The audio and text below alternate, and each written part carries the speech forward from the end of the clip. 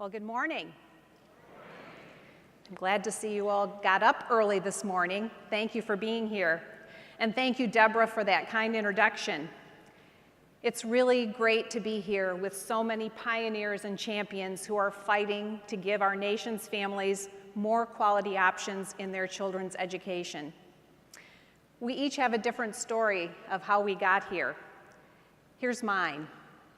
30 years ago, when my oldest son, Rick, was entering kindergarten, I visited a small urban Christian school in my hometown at the same time he started school. I knew that my husband and I were going to be able to send him to whatever school we thought was best for him. But when I visited the Potter's house, I realized very quickly that the many families that were there had a large sacrifice in order to be able to have their children there. And for every family that had a child there, there were probably 10 or 20 other families who couldn't afford the tuition and couldn't make that same kind of choice as Dick and me. So we decided at that time to help some other kids have the same opportunity as our children.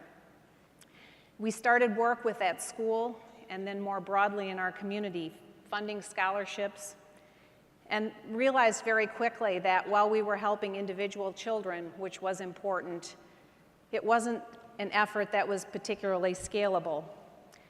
So I really decided to get involved in public policy, which I thought was going to make the most difference.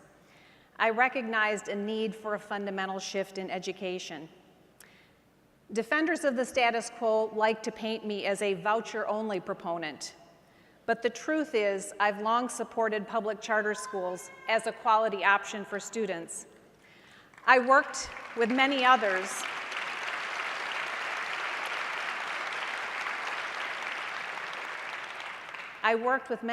to get Michigan's first charter legislation passed in 1993, ours being the third state to do so.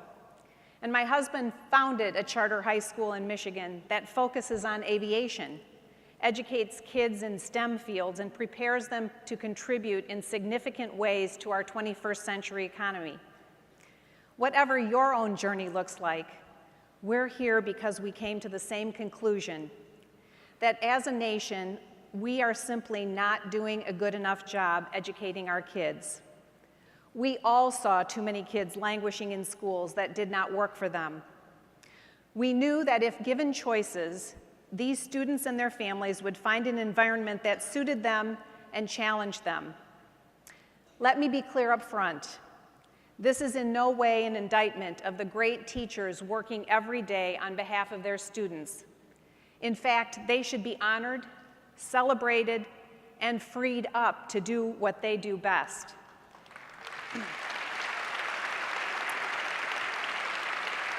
If there are any teachers here today, past or present, would you please stand a moment and let us applaud you for the work you do?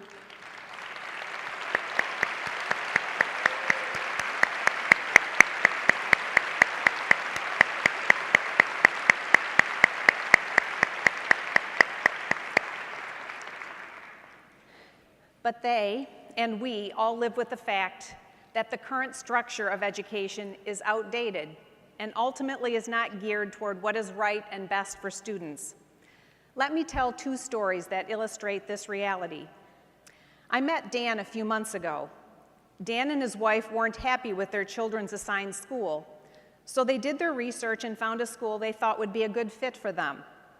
They had to stretch their family budget to buy a house in that school's district, but they thought it was a worthwhile investment for their children's futures. Unfortunately for them, right after they closed on their house, the school board redrew the lines and poof, Dan and his family were now assigned to a different school. This one with achievement levels much lower than the one they moved away from and the one they sacrificed their life savings for. When Dan took his case to the district, the response was, too bad. The second story. Sandy recently moved to Virginia. She was excited to be living in a highly regarded, high-performing district. Her son completed the local school's assessments, and while he had just finished the first grade, He tested at the 4th grade level. Yet the school told Sandy they didn't have anything to offer a gifted student like him, and he would have to stay in 2nd grade because of his age.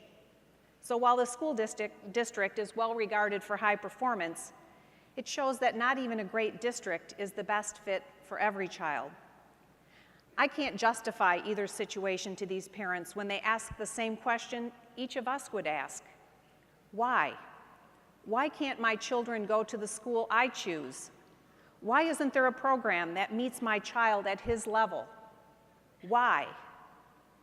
The answer should not be take it or literally leave it. How can we be okay with an education structure that's so inflexible and so unaccommodating? Education is foundational to everything else in life, yet the process of acquiring it is based on a family's income or neighborhood. A system that denies parents the freedom to choose the education that best suits their children's individual and unique needs denies them a basic human right.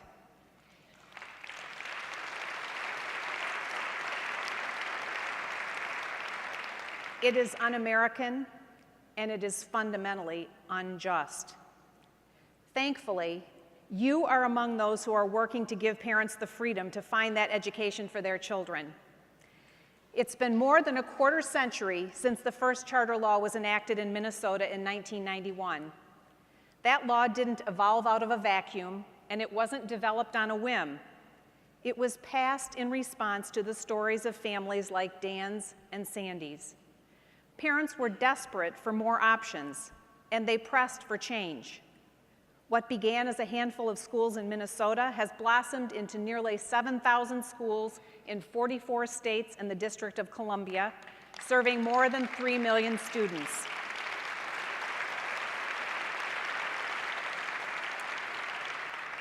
Through your great work, you've proven that quality and choice can coexist.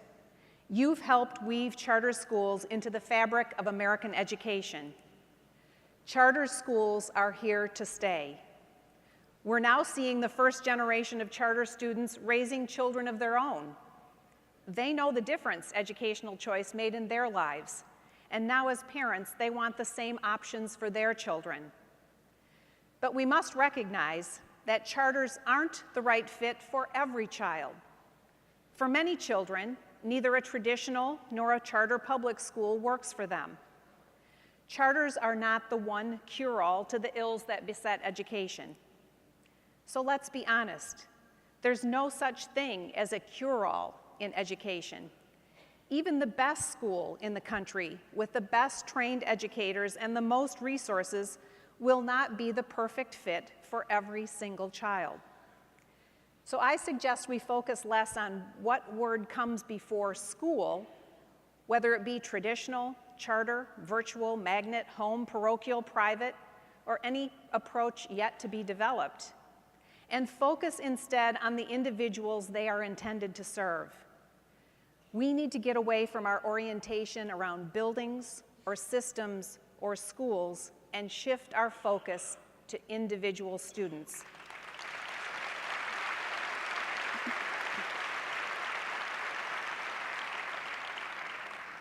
Today, the United States is third in per pupil spending among developed countries, yet our students rank 19th in science, 20th in reading, and 24th in math. The problem is not how much we're spending, the problem is the results we're getting. Charters alone are not sufficient. Private schools alone are not sufficient. Neither are traditional schools. And that's okay. Let's humbly admit this fact and recognize that no top-down, one-size-fits-all approach will ever help us achieve the goal of giving every child an equal opportunity for a world-class education. When a learning environment is not the best fit for a student, it's incumbent on us to facilitate their transition to one that does meet their needs. I was in Miami a few months ago and saw firsthand how a community is acting intentionally to meet the diverse needs of its students by providing a wide range of educational options. I visited 3 distinctly different schools: Slam Charter Academy, Christian Academy for Reaching Excellence, or CARE, and Royal Palm Elementary. SLAM Charter School, founded by Armando Perez, you may know him as Pitbull, serves a low-income community with a large number of English learners. Many of the students anticipate being the first in their families to graduate high school, and some even had to enroll themselves in the school. For these kids, SLAM is providing a state-of-the-art learning environment that embraces the arts and athletics. CARE serves elementary-age children with a focused outreach to those who are homeless or victims of sexual assault. Located in a homeless shelter in one of the poorest neighborhoods in Miami, CARE gives these kids, who often struggled in a larger school setting, a safe and nurturing environment that addresses their unique needs. The vast majority of students attending CARE do so at no cost to their parents through Florida's tax credit scholarship program. Miami-Dade Public Schools' Royal Palm Elementary serves children from its neighborhood and beyond. Led by a dynamic principal and a creative group of teachers who clearly love their work, it was evident why the parents of these students chose this experience for their children.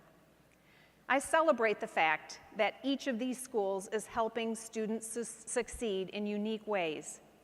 The parents I met didn't care that these were different types of schools. They cared that the school was working for their son or daughter.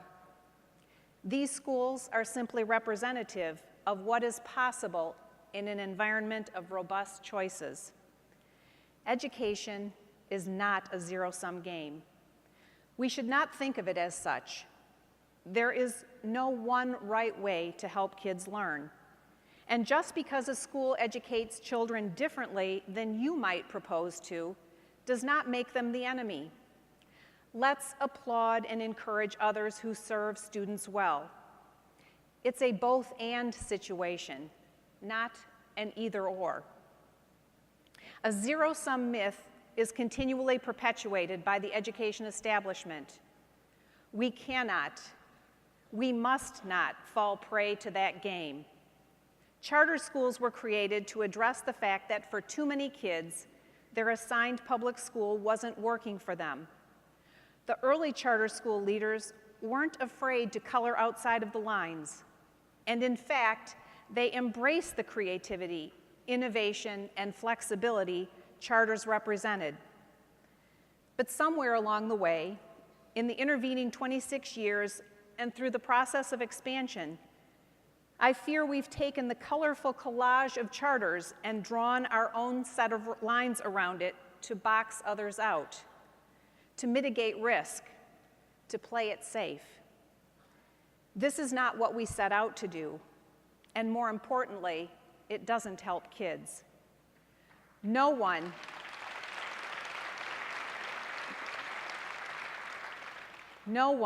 has a monopoly on innovation. No one has a monopoly on creativity. No one has a monopoly on knowing how every child learns. Charter's success should be celebrated, but it's equally important not to, quote, become the man. I thought it was a tough but fair criticism when a friend recently wrote in an article that many who call themselves reformers have instead become just another breed of bureaucrats, a new education establishment. We don't need 500-page charter school applications. That's not progress. That's fundamentally at odds with why parents demanded charters in the first place.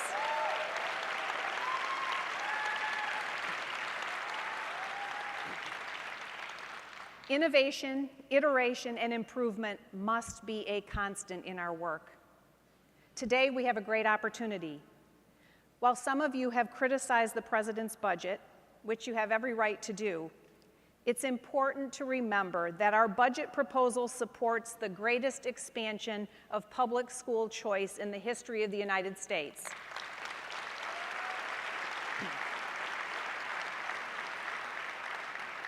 It significantly increases support for the charter school program and adds an additional $1 billion for public school choice for states that choose to adopt it. This administration has sent a clear message. We trust parents, and we believe in students.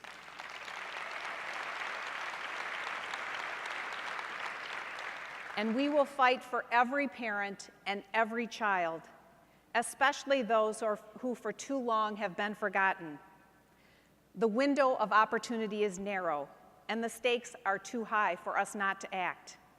We must act boldly, and we must act now. So let's recommit and re-engage the entrepreneurial spirit that gave rise to charters 26 years ago. Embracing more change, more choices, and more innovation will improve education opportunities and outcomes for all students. Take a moment and picture a child whom you have helped get a great education.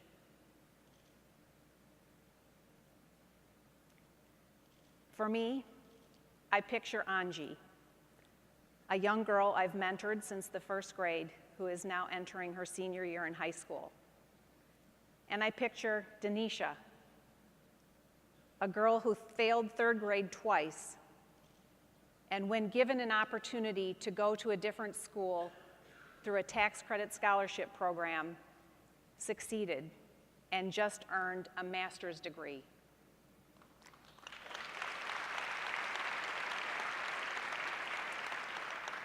Now, think about Dan and Sandy and all the other families who need those same opportunities.